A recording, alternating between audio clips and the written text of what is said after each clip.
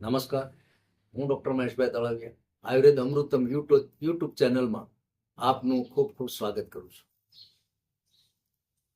મિત્રો, જ્યારે જ્યારે સિઝન ફરે છે, ઋતુ ફરે છે, એક ઋતુ જાય છે અને બીજી ઋતુ આવે છે, ત્યારે શારીરિક ફેરફારો ઘણા બધા થાય છે અને સામાન્ય એવા રોગ પણ થાય છે. એમાં વિશેષ ઋતુ અનુસંધાનની અંદર આપણે જોઈએ તો શરદીનું પ્રમાણ બહુ વધી જાય છે અને એને તાત્કાલિક ધોરણે દબાવી દેવાથી શરદી ક્યારેય મટતી જ નથી, ફરી વખત થઈ જ રાખે છે.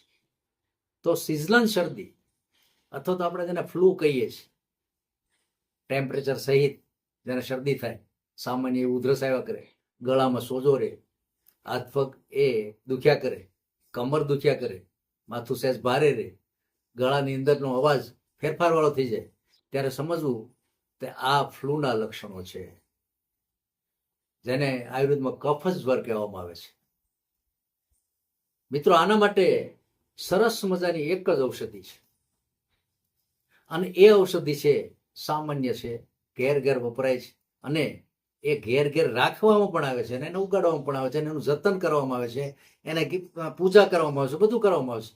એ છે તુલસી, જેને આપણે વિષ્ણુ પ્રિય પણ કહીએ છીએ. વિષ્ણુને સતત પ્રિય છે. હિન્દુ સમાજની અંદર તુલસીનું બહુ મહત્વ છે.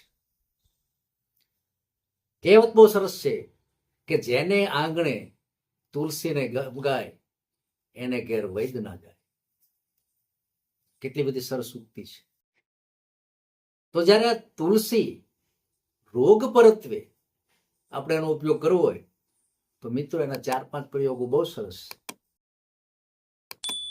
કે જેને કફજન્ય શરદી થઈ ગઈ હોય, તાવ આવતો હોય, મિત્રો એને તુલસીના પાન 7 થી 8 અને ત્રિભુવન કીર્તિ રસ નામની ગોળી આવે છે, 1 થી 2 ભૂકો કરીને મિક્સ કરી અને ચાવી દેવામાં આવે તો એનું પરિણામ અપ્રતિમ મળે છે. અને જો એ જ ન ફાવે તો તુલસીનો રસ પ્રાકૃત અવસ્થાની અંદર, એટલે કે પાણી નાખ્યા વગર 2 ચમચી, 1 ચમચી આદુનો રસ, 1 ચમચી મધ અને 1 ચમચી અરડુસીનો રસ, આ પણ શ્રેષ્ઠ પરિણામ આપે છે. સવાર સાંજ માત્ર 2 જ વખત લેવામાં આવે, એ તે ભૂખ્યા પેટે. મિત્રો, તાવ પણ જતો રહેશે, ગળાનો સોજો પણ જતો રહેશે અને કફ ઉધરસ તો નામ જેવું નહીં રહે. માત્ર 4 થી 5 દિવસ આનો ઉપયોગ કરવો પડે છે.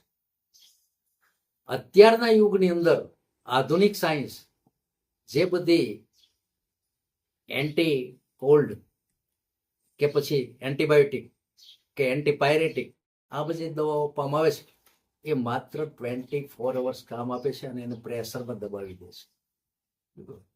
મિત્રો, એટલે વારંવાર શરદી જેવા રોગ ઉથલો મારે છે અને વિશેષ પ્રકારે વધારે ને વધારે નવા નવા રોગ ડિઝીઝ થતા જાય છે.